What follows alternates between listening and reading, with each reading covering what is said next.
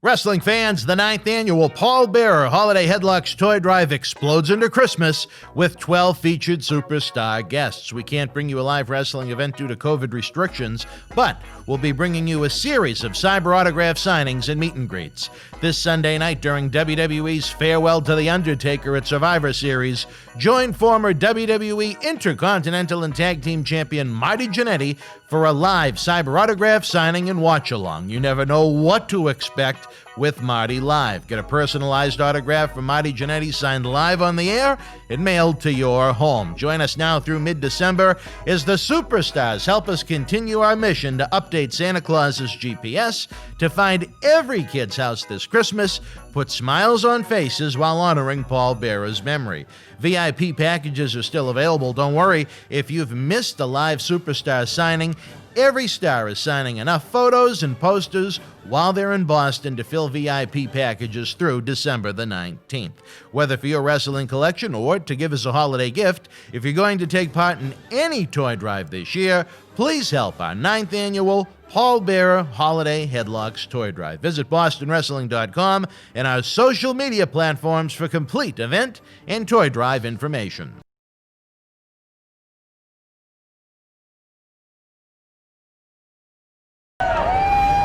This is Mick Foley. This is Harley Race. This is Shelton Benjamin. This is Mr. Wonderful Paul Orndorff. This is the Monster Abyss. And this is Daniel Bryan. This is JBL, and you're watching the MWF. Be there live.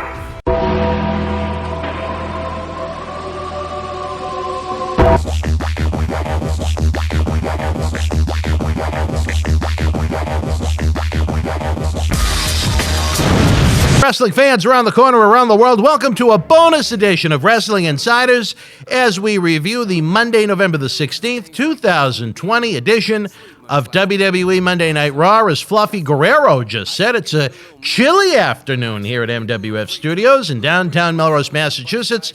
The zip code of champion 02176. Don't forget, at the top of the hour, following tonight's Raw review at 10 p.m., we'll have a brand new Wrestling Insiders at your house with WWE Hall of Famer Mr. USA Tony Atlas. He'll be shooting on Zelina Vega's WWE release, Unions, Andrew Yang, and more. Tomorrow night at 10 p.m., it's the official premiere of Wrestling Insiders Rush Hour with recent WWE NXT Cruiserweight Champion Lio Rush.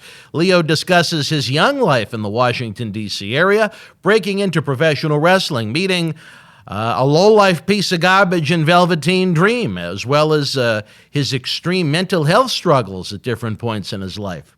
Thursday night at 10 p.m., get ready to party with Marty on Wrestling Insiders. Marty Jannetty remembers ribs pulled on Nick Bockwinkel as AWA champion, then what Nick Bockwinkel was like as a WWF agent. Along with that, it's Luke Williams and Butch Miller going from the ultra-violent sheep herders to the fun-loving bushwhackers. After SmackDown goes dark Friday night at 10 p.m., John Cena Sr.'s Thunderdome lights up as he shoots on Big E's potential as a top babyface on SmackDown, as well as the potential of WrestleMania 37 taking place with fans in attendance this April.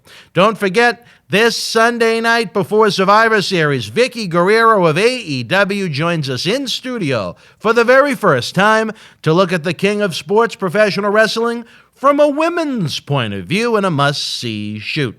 Everything going on there with the live interviews. You can't forget about everything happening with the 9th annual Paul Bearer Holiday Headlocks Toy Drive Cyber Fanfest. The VIP packages are flying.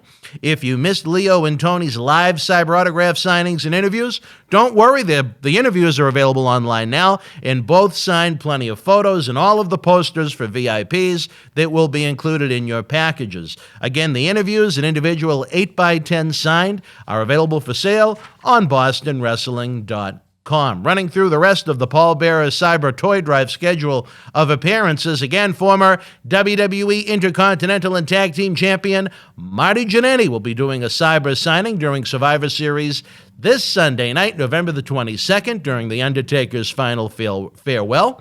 We take a break Thanksgiving weekend, then explode into December with more great guests.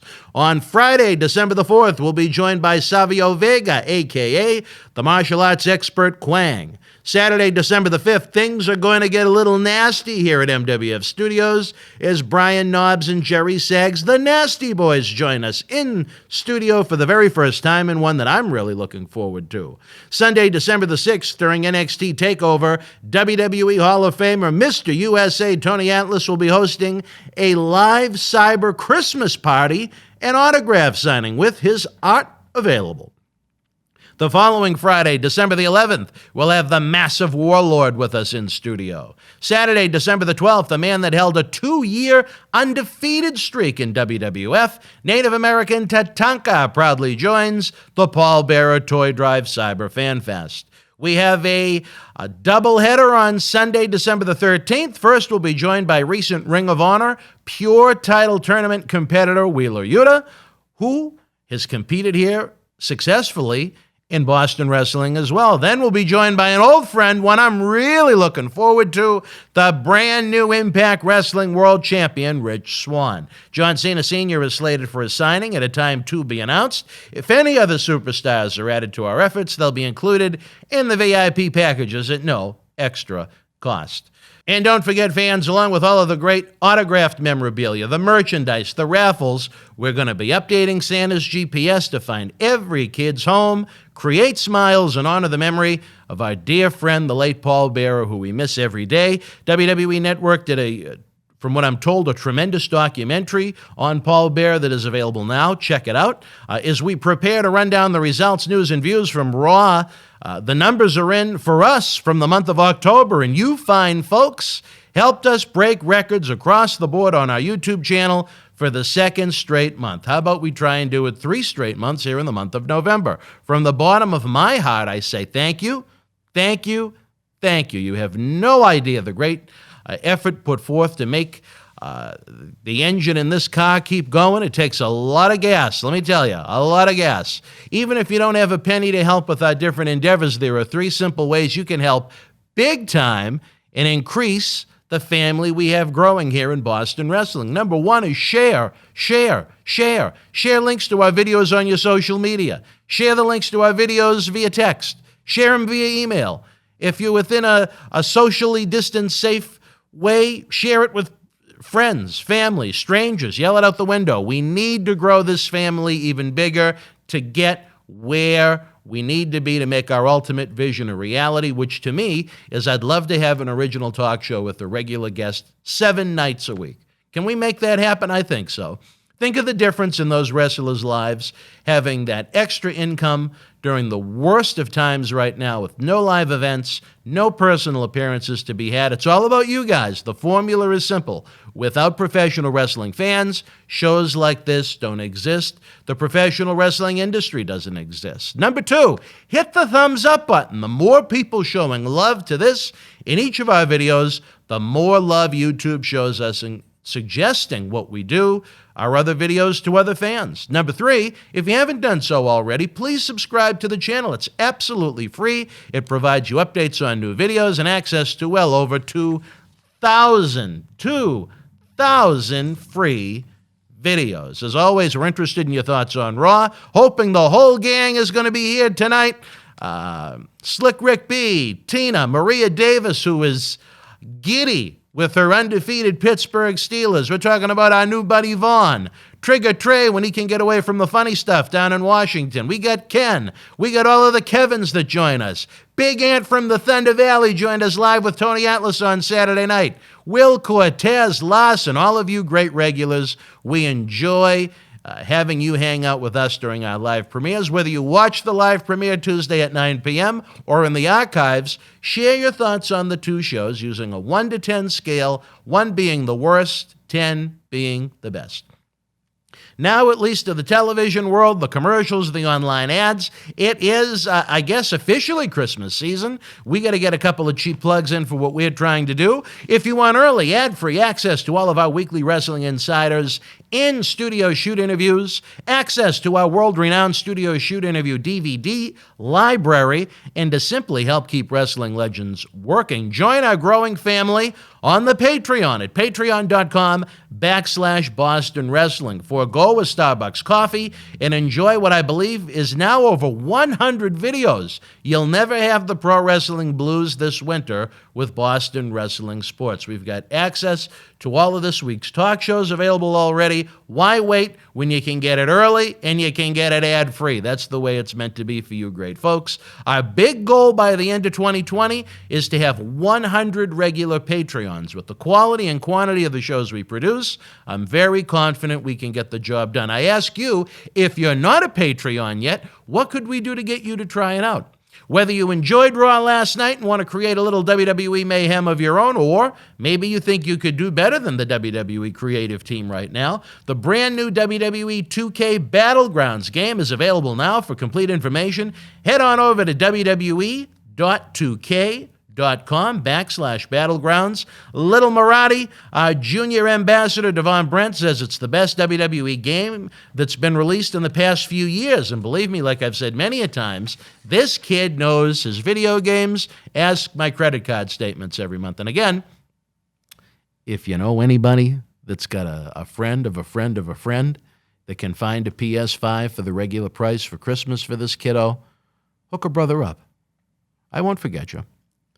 With the holidays coming up, it is never too early to start shopping on our eBay store. Links are in the description box below. We have an awesome collection of rare autographed wrestling memorabilia available. Some new items were just added that are really cool with Bray Wyatt and Alexa Bliss.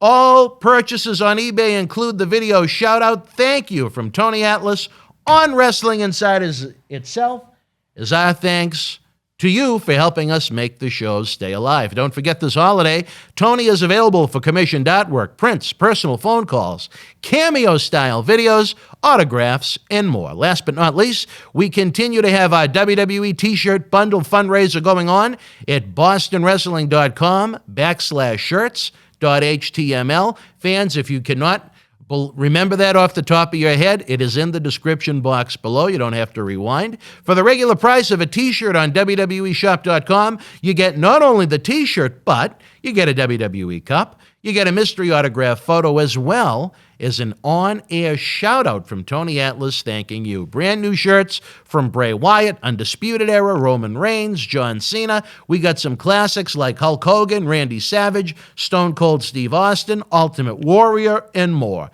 Help the show and get yourself some new swag. Without further ado, folks, no matter what the season, here's a man that always wears his socks, Southwestern Connecticut's finest, Mr. Matt Degnan. Hell of an opening, hell of a co-host, Matt. Welcome back. We missed you over the weekend with the SmackDown review. We know life is busy when you go to see comedy shows at casinos.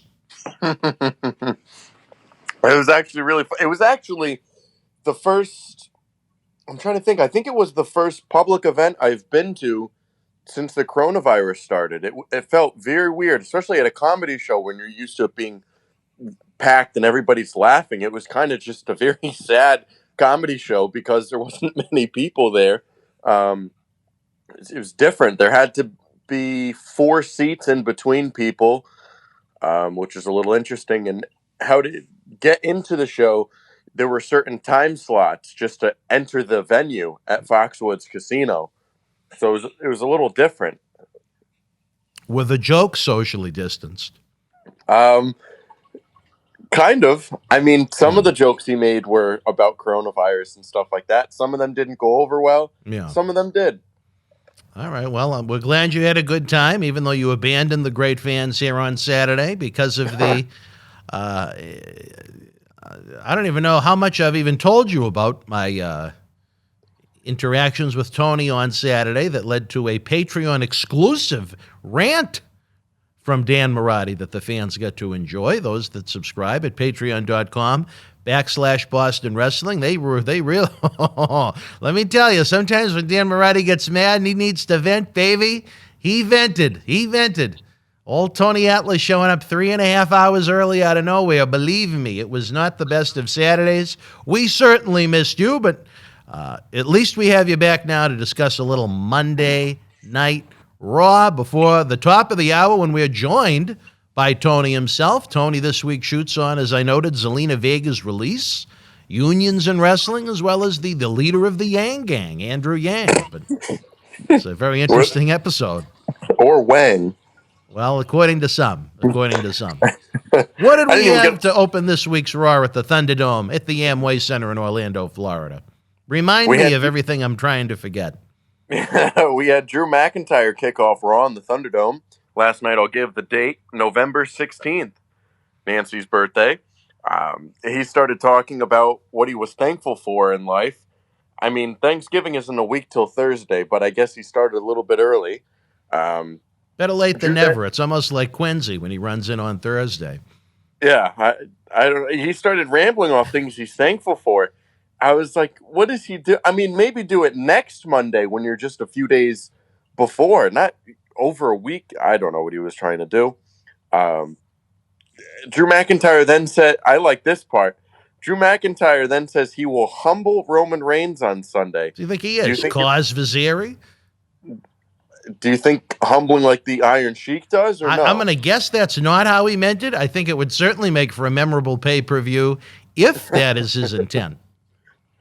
I'll tell you, I'd have a lot of questions to answer. Randy Orton then interrupted the segment on the Titantron to say he is the best and say the same stuff he said about every week. Just he's in the business longer, he's 14-time champion, he's the Viper, RKO, yada, yada, yada. It just seems like he's cutting the same promos every single week. This segment just felt flat to me because they've opened the show with these two almost every single week since August. And then the other two came out, Miz and Morrison, as Drew McIntyre was just about to leave. Just when we thought it was going to end. Yeah, they warned They had Drew to lengthen it a little bit. The thing that I thought was very stupid was they warned Drew McIntyre of The Miz cashing in tonight, which is the opposite of what you should be doing. Why keep warning everyone about the cash-in? Just make people forget about you, almost literally at this point, and make it a real surprise.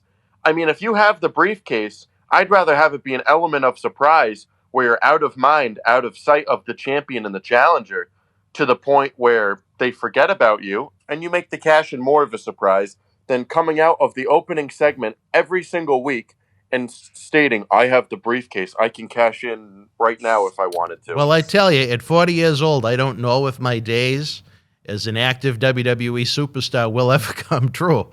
But I will say this, if I ever do compete in a Money in the Bank match and I win it, I will hide the briefcase. I will never have it be seen. Like you said, out of sight, out of mind. I don't want people to remember that I'm holding on to it. It'll be well hidden. It'll be a secret. And then just when you least expect it, I'll grab that cane. I'll walk down the aisle as fast as I can, and I'll cash it in, baby. Grab the slides and the cane and ring the bell. You got it.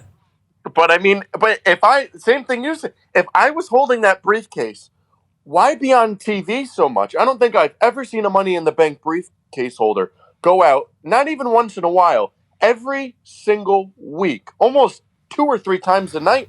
He says, I have the briefcase and I'll cash it in. Whatever the hell he says. Who cares? Just cash it in whenever you want. You don't need to explain to the whole world how the briefcase works. If you don't know how the Money in the Bank briefcase works by now, you're an idiot. Well, it has only been 15 years, but you know what? There's a lot of new fans out there. I don't know. I don't know. All the ones that enjoyed it when it was a little better have seemed to go on to other past endeavors and interests in life. It just felt more of the same in the opening segment. How many times did we see Randy come out, then Drew comes out, or Drew comes out and then Randy, and then now we've seen the past month or two of Miz and Morrison coming out with the briefcase. Two guys my age trying to pass off 10th grade level humor, and it does not work, in my opinion. And it's not even like, it's the opening segment and then we don't see them for the rest of the show. No, we see it's many more times. We see these 4 guys and then we see them again 2 or 3, and not even just in the middle of the show. You see them in the middle and the end, but we'll get to the end in a little bit. But what did you think of the opening segment? I thought it was very boring. I thought it was very repetitive. I thought it was uninteresting. It did nothing to make me want to watch the rest of the show. It did nothing to make me want to watch Survivor Series. And then once you involved Miz and Morrison, it made it even worse. Again, because you have 2 guys in their 40s trying to attempt to do, sophomores and high school type humor. And I didn't find it all that funny. No. The next segment, or is a match, Raw Women's Champion Asuka, Dana Brooke, and Mandy Rose defeated Lana, Nia Jax, and Shayna Baszler. After the match, Nia Jax put Lana through the table yet again. I think it's the 9th time, I believe, in a row that she's been put through that table and hasn't sold it once. She even posted on social media, I believe it was yesterday, been put through a table in 8 weeks in a row or something like that and still looking good. What a way to just kill those spots. She gets put through a table 8 weeks in a row when she posted that picture, and then she basically just plays it off like it's nothing. Even in real life, if you get put through a table 8 weeks in a row, you're probably going to feel it. Well, I don't know if you've been put through a table before, but no, I never have. I'd assume it's pretty painful, but I guess she just doesn't care. What did you think of this match? There was nothing about the match that made me want to watch the rest of Raw or watch Survivor Series. It made me want to put something else on television, anything, or shut the television off. Again, the common sense point of view, why would 5 partners at Survivor Series be booked to wrestle each other 6 days before the pay-per-view by the powers that be on Raw? It makes no sense. It's another reason why the popularity continues to decline. It's why no one watches, cares, or invests their time or thought into this product. Asuka was about the only talent in the match, making Lana tap. Then Big Nia cleared off the table again, and Lana, instead of maybe attempting to run away and make it seem realistic, just sat there like an idiot and waited to be Samoan dropped through the table. It's just like, why? Well, this is why no one cares and no one watches. She's waiting to be humbled. Right? She'd take a little cause for Zeri, but we don't want to upset Rusev. Maybe that's why Rusev took the Sheik's finisher. Maybe he humbles. Maybe Rusev will say it's over. Yeah, let's go. He's busy with his video games on Wednesday. The next segment is a Firefly Funhouse with Bray Wyatt and Alexa Bliss. Wyatt challenged The Miz for later in the night. Bray was then shown training for this match in an awful segment. This might have been the worst Funhouse segment I have ever seen. That covers a lot of ground. And they did a stupid part of it where he was testing his agility and testing his spelling. It was just stupid. And I almost fast forwarded, but I kind of have to watch the whole thing. I couldn't believe what I was watching. I never in a million years I could have thought this Firefly Funhouse garbage would get even worse. And it did. I don't know how. What? I want to hear your thoughts on this. It was atrocious. It was an embarrassment, and it only hurts the Fiend. It wound up, as we'll get into the match later on, it did nothing to enhance anything at Survivor Series. So why not try and build the television rating out of this rare appearance of Bray in the ring and advertise it as a match next week? Or why not have the match at Survivor Series? I don't. It was pathetic. And it's a shame because Bray Wyatt's one of the few good things going in the company right now. But every time he puts on the Mr. Rogers sweater and they play that stupid song, forget it. It's just something that they could play over a few weeks or even a few months, however you want to state it. And they throw it all into one night or even one segment, But again, neither of us received a call. So I don't know. When I was down in Fayetteville, North Carolina last December, and unknowingly, SmackDown was in town. I didn't even know, and I wound up. Were nice enough to leave tickets and such the night of the event.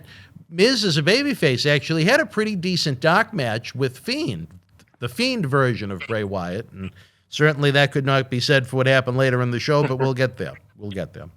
Yeah. The next match, which I thought was actually one of the bright spots of the show, one of the few, the New Day defeated the Hurt Business, Shelton Benjamin and Cedric Alexander, to retain the Raw Tag Team titles. New Day retaining their titles means they'll still go on to face the Street Profits at Survivor Series this Sunday. This is another good tag team match from these two teams, but there's always a but with WWE. But I'm sure they'll be facing each other every Monday for the next 3 months. One, there's no tag teams for either of them to face, and two, they just love to do shit over and over and over again. This, not even just WWE. I don't know, but WWE themselves, they need a lot more tag teams, and that goes for NXT as well. They have new tag team because they keep breaking everybody up. That's the thing. When you're not making tag teams and all you're doing is breaking them up, you're going to run into a big problem. You know, tag team wrestling has kind of died. I know you could go back to, I don't know, you'd probably go back farther than me. But I mean, ever since I started wrestling, there hasn't been too much emphasis on tag team wrestling for a while. Last time there was a really solid tag team division in WWE, I'd go back to probably right around the time they beheaded old Dan Mirade back around 2000, 2001. The SmackDown tag team division from 2016 was actually pretty solid. They had 5 tag teams at that point. It was really good. But I mean, the 5 or 6 they had were okay for them. Actually, you're right. When they did the brand extension, the first, well, however you want to classify it in whatever era, but the 2016 split SmackDown wound up with a really good tag team division. You're 100% right about that. And even a division overall, I mean, look at their women's division too. They had, I mean, it's not great for WWE standards, but for the time they were in, they had a very good division. You know, you had Dean Ambrose, AJ Styles, you had Bray Wyatt, John Cena. I mean, that was John Cena's last kind of full-time run. So, I mean, it was literally unbelievable. Unbelievable. Well, I wish we could go back to that time and not now. But back to the matters at hand. New Day retaining their titles. What did you think of this match? I thought the match was good. I thought it was a very good match. It was an hour into the show, and there was finally something worth watching. Very happy that my old buddy, the former Millennium Wrestling Federation heavyweight champion, Shelton Benjamin, has a chance to shine on TV again, competing on a tag team with another former MWF alumni member, Kofi Kingston. I think we're going to see a lot of the match. At least it's a good match. But like you said, we'll probably see weeks and months if singles and tag team versions of this match. I was a little surprised. You thought maybe to avoid 2 babyface teams go at it at Survivor Series, you might do the title switch. I'm happy they didn't, because I hate title switches, or at least build it up a little bit. Make the fans have a little bit more interested in a little bit more interest in the meal, as opposed to just throwing it out there with the dessert, so to speak. But they have a lot of. Oh, go on. No, I mean, Hurt Business. They've done, but look at where those guys were at the beginning of the year, and look at where they end the year, and I think probably every one of them is in a better spot than they are now, than they were then. Yeah. So that's one plus we can give Raw for all the knocks that it gets. Those 4 guys are in a better spot to end 2020. Yeah, I mean, if you look at, since we're on the topic right now, Survivor Series, look at how many you have a face versus a face tag teams. You almost had, I don't want to get into the main event yet. We'll talk about it later. But then you look at Asuka, who's a face, and Sasha Banks, who's a face right now. You know, you have that matchup going right there. I mean, and then you have Bobby Lashley, who's a heel, and Sami Zayn, who's a heel, and they're going against each other. So you at Survivor Series, you have a lot of face versus face and heel versus heel matches going on, which I think is pretty interesting. And none of them are all that appealing, but that's a different story for a different time. But I think it's just interesting they went with that many face-on-face and heel-on-heel type of matchups. But we'll see how it plays out this Sunday at the Thunderdome. The next match, Retribution defeated Team Raw, which was manned by Braun Strowman, Keith Lee, Sheamus, and Riddle. This is just, what a way to kill your big Survivor Series team right before the pay-per-view. This was one win Retribution did not need.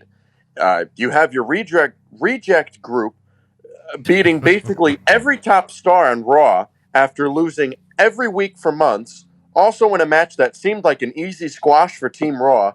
and it was only announced a few hours before Raw. It's not like they built it up for weeks and it was some big payoff match or whatever. It's just a match they randomly announced that you kind of just sat there and thought, okay, they're going to have Team Raw beat the shit out of them, and we're going to move on. Because that's basically how they've been portraying Retribution so far, is just idiots.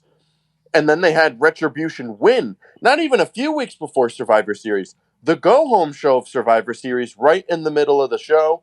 I really don't get the loss for Team Raw. I mean, they're kind of making them look like idiots right before they face Team SmackDown on Sunday. They have so much miscommunication between the team itself, and they just lost to Retribution on the go-home show. And now how are you, from a storyline aspect, how do you expect them to compete with Team SmackDown? Team SmackDown, which isn't even complete yet. No, we'll find out this Friday.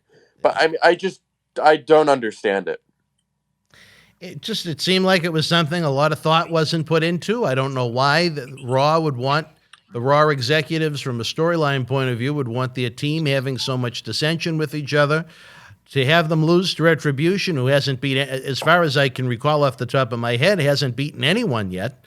I don't think that makes the Raw team look very strong headed into the pay-per-view. But again, as we noted in a previous episode, I don't know if any member of the Raw team was actually on Raw if you go back to earlier this summer. So maybe they really don't care if they represent the brand well. I don't know. It made no sense. I was shocked when I watched it earlier today, and they took the pin. I mean, I just nice win for Mustafa Ali. I'll give them that. Yeah, I'll look great for win. a positive.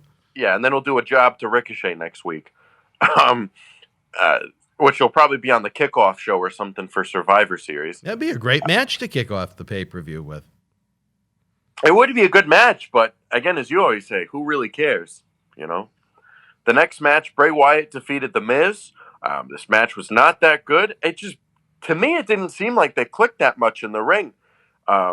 Didn't seem like they were kind of gelling well together, but I'm glad they kept it short. I don't know who sweater-wearing Bray Wyatt is going to have chemistry with. It's absurd and it's ridiculous. I don't know if it came across as like that to you, but to me, it didn't seem like they were clicking that well in the ring. Miz can be clunky, you know? I mean, if you think back over his now 15 years in WWE, how many great Miz matches can you really remember? He's more of a promo guy, you know? Yeah, he's more of a storyline promo. He's not really the in-ring guy. He'll make you care about the match beforehand, and then, as you always say, like with Elias, the bell rings, and then you kind of, you know.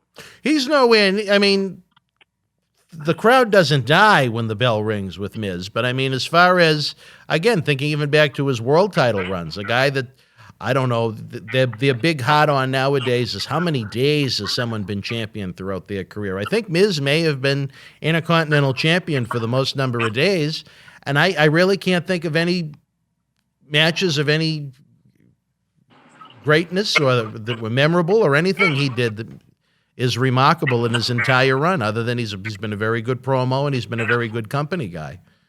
Yeah. I don't know. I'm just glad they kept this match short and they didn't kind of string it out a little longer, so that was at least a plus. The next segment I actually liked. I don't really say that much of WWE. A great video package played showing the feud between Randy Orton and Drew McIntyre over the WWE title. Their careers were also highlighted throughout the video. This promo was a great way to build up the main event and make it feel special instead of just another random main event or another random title match that they have on Raw. So at least they made it feel unique and special rather than just saying, here's two guys in the main event, let them fight. What did you think of this video package? One thing WWE does, whether the product is great, whether the product is piss poor overall, their video packages are world-class presentations. 9 times out of 10, they are excellent. Not good, not very good, excellent. Much like their production values, whether you like the in-ring product right now in the storylines or whether you hate it. The visual presentation, the production values, world class across the board, and this was no exception. It was a very good package. It made me have maybe just a tad bit more interest in a match on a show that I have no interest in, but again, you can't blame the video package for that. It did a great job telling the story of the two. I thought that was very well done. And it's something you don't see a lot on the main roster. It almost reminded me of something NXT would do, or even AEW. So I almost feel like I was watching it on a Wednesday night. Not to be confused with Wrestling Insider's Rush Hour, the official premiere this Wednesday night, actually tomorrow night at 10 p.m.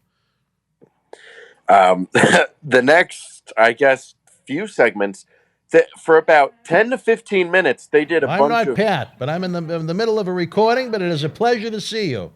You look wonderful with your haircut. All right. What was that again? You lost me. For the next 10 or 15 minutes, they did a bunch of random interviews and promos and these arguing segments. It was just to kill time. I mean, it was crazy. They did one interview, and I was like, okay. Then they did some promotional video. Then they go back to a couple people arguing in the back. Then they do another promo, and it was just a bunch of time-filling bullshit. Usually you could span them out over an episode, but it just seems like they just threw them all into one block of the show and said, we'll waste time until the main event. Yeah. And it was missable. Well, as I watched all of them, I said to myself, other than Undertaker's final farewell, there is absolutely nothing they have done to build up any interest on this pay-per-view Sunday night, to me. One man's point of view. Yes. The main event, Drew McIntyre defeated Randy Orton to become the new WWE Champion in the main event of Raw. I have a lot of questions, and I guarantee you they will not be answered. Why have McIntyre... this was a question everybody was asking. Why have McIntyre lose the title at Hell in a Cell? Orton didn't even do anything with the title. For not even a couple months, he didn't even defend the title. This was his first defense of the title, and he lost it right away. I don't know why you would take the title off of To me, this seems like they kind of just thought about it last minute.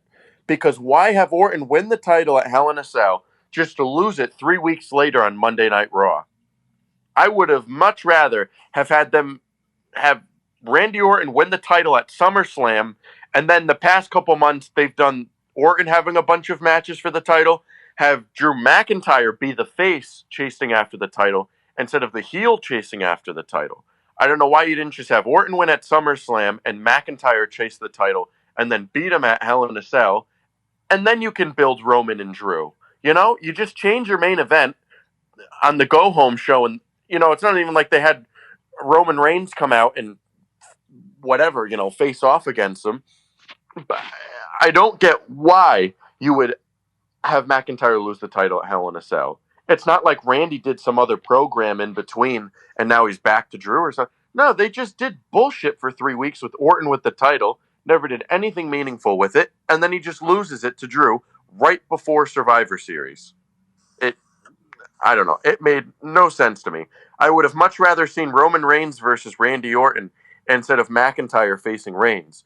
We've seen the Reigns and McIntyre feud for years, and they've gone against each other dozens of times, even a WrestleMania match that was very forgettable. This really confused me and was just a letdown, to be honest. This time, it was not a good surprise, and I don't know, I was disappointed. I do think, though, that they're going to have a triple threat TLC match at the TLC pay-per-view for the title with The Fiend, Drew McIntyre, and Randy Orton. And I think that'll be a cheap way to have The Miz cash in, run up the ladder, grab the title, and have him take it. And then Miz will lose it the next night or something, knowing them. I don't know. I really thought The Fiend was going to get involved in this match, and it was going to be a screwy ending with Randy Orton retaining the title to set up a future triple threat match between the three, because that's what it seems like they're going towards. But now you change your main event of Survivor Series from Roman Reigns and Randy Orton, two heels, to Randy Orton and Drew McIntyre, a heel and a face, which I ultimately think Roman Reigns is going to win. If they have anybody get involved in that match, it's going to be a letdown, because I think these brand versus brand stuff should be left alone. Do not have anybody get involved. because the amount of matches that I'm sure Bayley might get involved in the women's match, The Fiend or Randy Orton getting involved in the main event, and then I'm sure a bunch of screwy things are going to happen with the 5-on-5 matches. I'm sure there's going to be some miscommunication or whatever. But this booking makes no sense with McIntyre taking the title from Orton. But what did you think of it? As I noted when it happened, I would not have had Drew McIntyre lose to anyone until the day comes when they have live fans in the arena again to gauge just how over or unover he is. There's a lot that can be told by a live crowd, and they don't have that with all of the state-of-the-art television monitors they have in Orlando. The title change itself, it's just an example of they have too much TV time to fill. They don't have a big enough roster for the amount of time they need to fill it. They have a lot of creative people that don't have wrestling backgrounds and understand how the wrestling storylines are supposed to play out. Or you could always go with option B, which is that they really just don't care and they want to cash the check every week they get from the USA Network. But to have McIntyre lose for no reason for just a couple of weeks, I don't know how you defend it. If you wanted to sell me, okay, we're going to have Orton do the job to Roman Reigns in the champion versus champion match at Survivor Series, and you want Roman to go over strong, and Orton would be the better guy to take that bullet than McIntyre, you could kind of sell me on that a little bit. But it's a pointless match that really hasn't been built up and there's little interest in. But now you go back to McIntyre and Roman again. I don't think Roman should lose either. So why are they having a match on the show with no build and no real interest? Again, other than Undertaker's farewell ceremony or whatever that's going to turn into, it's a show with absolutely zero going for it. I thought about that too. Is I would much rather have Randy Orton get pinned than Drew McIntyre against Roman Reigns. Orton can take these pins no problem, but it's just the stars don't align. The story doesn't make sense. You can't connect the dots, and you can say that on almost every show and almost every segment. But I mean, another thing is, I wouldn't be shocked if they had Miz do a run-in the main event. And maybe we'll see the Miz cash in on Roman Reigns in the main event. Maybe he'll unify the titles. I don't know. But I can't see this main event being that. I mean, I could see it being an okay match. But when you haven't built it up and you just changed it 6 nights before, how much build are you really going to have for people to get excited about it, I don't know. We'll get into our grades now. I gave Raw a 3 out of 10. I thought it was going to be a little better tonight, but the opening segment was just more of the same. The 6-woman tag match, I really don't care for. The Firefly Funhouse was just awful. The tag team match was good. I'll give them that. The Retribution defeating Team Raw, I have nothing to say about that. Well, I did earlier. Bray Wyatt and The Miz, a quick match that shouldn't even have happened. They had a good video package, which was good. A bunch of 10, 15 minutes of interviews and promos and random segments. Then a main event match that was actually good, but the ending kind of soured my taste a little bit. So I ended up with the 3 on the show with only a few highlights, one could say. What did you grade Raw? I guess I'll go a little higher than you. Maybe I'm feeling a little bit more generous now that the holiday season is here. I went with a very reluctant 4 out of 10. There was nothing on the show to really like, but, you did have the memorable title change at the end. So most weeks when you turn off the TV, you don't remember what happened a day or 2 later. So this week, at least they left you with something that you'll remember a little bit more.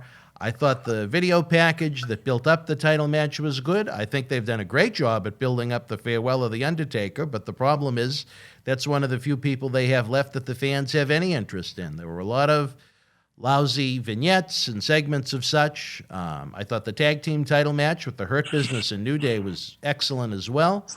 And the rest, there wasn't much. They could have fit that show into 45 minutes pretty easy. Yeah. We'll get into the viewership that just came in about 20 minutes ago. Oh, okay. You want to guess it? We were going to miss it. Let's see. What was the Monday night game?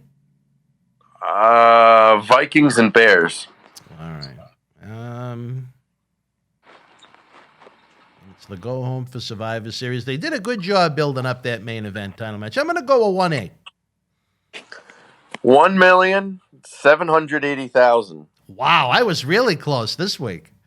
Only 20,000 off. Wow. Well, if you notice, most weeks, and not to give myself the Barry Horowitz pat on the back, I'm usually within that, that 100,000 or so, less than 100,000 away from whatever the official number is. I'm never going to sit here and say, I think it was, 1,822,000. I'm rounding it up or rounding it down either way. Yeah. It's sad that I can see not only can I see where they're going with the wrestling, I can see where the ratings are going. Dear Lord. Yeah, and the third hour was actually down, so them having that big title main event really didn't do much for those third hour ratings. But that's to be expected. Yeah. It's just the flow of the show now.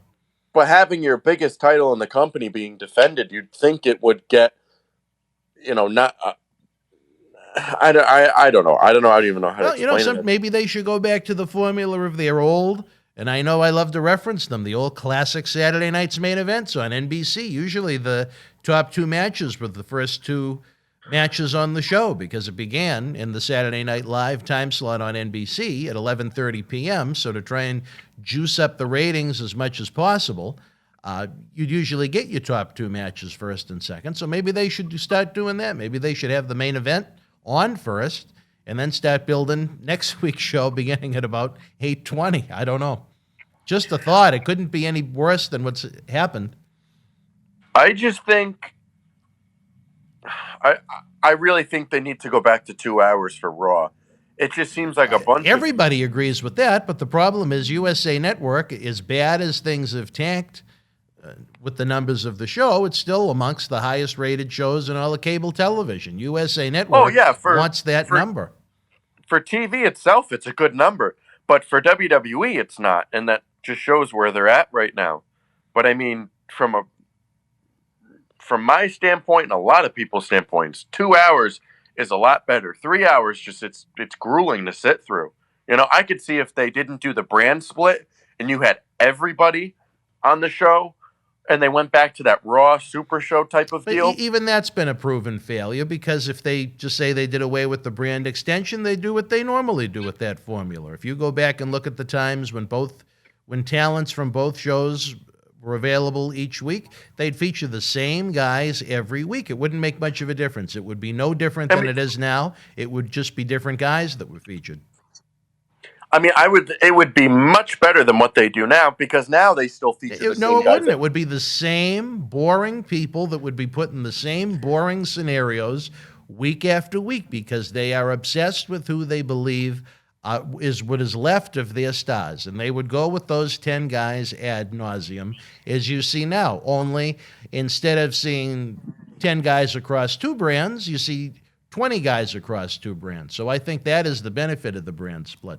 If they were to do away with it, you'd see Roman Reigns ad nauseum on Raw and SmackDown. You'd see Drew McIntyre ad nauseum on Raw and SmackDown. You'd see Fiend ad nauseum on both Raw and SmackDown, and it would take TV time away from the guys. One of the better things about the brand split, for better or worse, is that at least it's exposing some guys that wouldn't get TV time, otherwise that wouldn't. I just think, but then you can also look at the shows now and how many segments is one person doing on one Monday Night Raw. They're doing 3 or 4. If you combine the brand split, you're going to see more of them on 2 nights. But it makes Raw just much more watchable, I think. It might be different faces, but you'd still have the same number of bodies that they would feature every week. That's just how it's been done for the past 20 years. I'm not saying it'll be different every week. I'm just saying it would be better than what they're doing now. And not much better, not going to a whole game changer, but at least a little different. No, it wouldn't be any different because you'd be seeing these same people twice a week instead of just once. I'd want everybody on one show. That's better to me. Twice a week? I would, but if it's Monday and Friday, I don't mind that. If it's what they did with that Monday and Tuesday crap, I don't like that. I don't like it shoved into 2 days. Even if they did Monday and Thursday, they go back to that Thursday SmackDown. I'm fine with that. I think, to me, I like that better than the brand split, because the way they do the brand split right now is not a true brand split, and that's what pisses me off. Is you have someone like Drew McIntyre just going over to Smack. If they did a true brand split like they did in 2016, 2017, and 2018, I'm fine with that. But what they've done in 2019 and 2020 and a little bit of 2018 has just been awful. These guys bouncing back and forth, doing this wild card rule and doing these brand-to-brand invitationals. It doesn't work. When you do the true brand splits and you don't see people on either show, that's when it's good. When they go that route, it's a sign of desperation. When they know the ratings are getting really bad and they're getting heat from the networks to try and come up with a way to boost it. That's when you see those invitationals and those wild cards, and you see the big reunions where they have to shove 45 people on one show for 6 seconds each, which is another thing that I roll my eyes at, when you could get weeks of material out of that. But that's a different story for a different time, I guess. I don't know. I just think if just keep the brand split and move Raw down to 2 hours. They don't have enough people to fill 3 hours. That's if you put the things together, it's still going to be the same people every week. But at least the show itself feels a little bit more stretched, not as stretched out as it is right now. Because you see a segment that happens at, say, 8:30. You're seeing it recapped at least 2 times the rest of the night. Once at 9:15 and once again at 10:30. Just to remind people who tuned out or weren't watching at that time what happened. And that's why it feels like everything on Monday nights is being stretched out to its maximum capacity, or whatever they do with the scripts, where they have to have Nia Jax be in 4 different segments in one night. So, I don't know. I just think the 4 segments that Nia could be in, 2 of them could be, someone from SmackDown if they combine the things or whatever. I just think it would be a little bit better, but not game-changing. But I think they need to start with Raw going down to 2 hours. But it's never going to happen. I know it's not going to happen. That's why I said you have to look at logical ways that are going to resolve the issues at hand. That's not one of them. I never said they would do. I'm saying if I was doing it, I would do it down to 2 hours. No, you wouldn't. You're going to... What? No, you wouldn't. You would not pass up that income. You could come up with creative ways to make that extra hour of better use, sure. But you wouldn't pass it up. You'd be insane to pass up the amount of money they make off of that 3rd hour. I would rather put on good wrestling show that people watch, other than just to bring in some extra 1 hour paycheck. I don't... It's not some 1 hour paycheck. It's a third of the income. I know that, but I would rather put on a solid 2 hour wrestling show that people actually watch and care about than just saying, okay, I'll take the extra 20 million or whatever it is and say, okay, I'll take that in, but people aren't going to care. Okay, I know their TV contracts mean a lot right now, but I mean, I'd rather put on a solid 2 hour wrestling show that people say, wow, Raw was good tonight, rather than people saying, oh, what's on Raw tonight, because people know it's bullshit every single week. And that's been one of their downfalls for years, of everybody expecting the product to be shit. You might get one little bright spot and people don't even talk about it because the rest of it is just complete bullshit. So sometimes you get the gold bar in the pile of shit and people aren't even talking about it, whether it be a good match, a good promo, whatever it might be. You say, oh, that was good. But then the next segment, you got Retribution doing some bullshit that nobody cares about. It doesn't all start with the 3 hours, but that does have some part of it because they're trying to fill so much fucking time that they're just putting a bunch of bullshit out there that the networks are saying, you have to make it more interesting to people to watch. Quantity doesn't equal quality, and that's what they're trying to do. They're trying to fill time with the quantity of people, and they're not doing anything with the quality of the show. If you go down to 2 hours, you get more quality and not much quantity, which is much better right now for them. Not just throwing shit on the wall and saying, oh, this will fill 20 minutes. Put them on TV. Oh, we'll do an opening segment with Miz and Morrison. Then we'll do a backstage segment. Then we'll do a match. And then we'll have them come out in the main event. That'll fill an hour with just Miz and Morrison. Then, we'll have Randy and McIntyre come out in the beginning of the show. Do a backstage interview with each of them. So that's 4 segments right there almost. Then you do the main event. So there you go. Then you have them in 5 or 6 segments, and it's just a time-filling bullshit. Instead, if you have 2 hours, okay, then you're kind of crunched on time, and it makes things feel more, special and unique. Instead of just, oh, we got Nia on the TV again, and she's in 2 matches sometimes every Monday night. It's just grueling to watch. That's why I would much rather do the 2-hour show. No matter you're still making money, in my opinion. I know you have to pay other people and all the income and shit like that, but I would much rather do the 2 hours of a quality show that people care about, because I'm more fan oriented than I am just for the payday. But I don't know. We'll get into the news and notes here. I only have one, and it's very small, I'll tell you that. Dana Brooke and Mandy Rose were replaced on the women's Team Raw at Survivor Series by Peyton Royce and Lacey Evans. Mandy Rose has a legit shoulder injury, which is the reason she and Brooke have been pulled from the event. It really doesn't change the event much, and it really didn't seem like they cared either, because they kind of just threw it into the show. But I'll definitely take Lacey and Peyton over Dana Brooke and Mandy Rose, but it, again, doesn't really change much. I'm not going to give any predictions on that match until Sunday when we watch, but yeah, that was a big one. So I said don't expect much from that little note. I guess a slight improvement, but not much. Yeah. But I'll tell you, any build they've had for this event so far, I don't even know how to say it, any hype, I guess you could say, I don't, they don't have it, in my opinion. They've barely done anything with Bobby Lashley and Sami Zayn. That seems like that'll be a squash match. I mean, Roman Reigns and Drew McIntyre, that's, other than what they did on Raw last week, they didn't even do anything for Orton or Reigns either.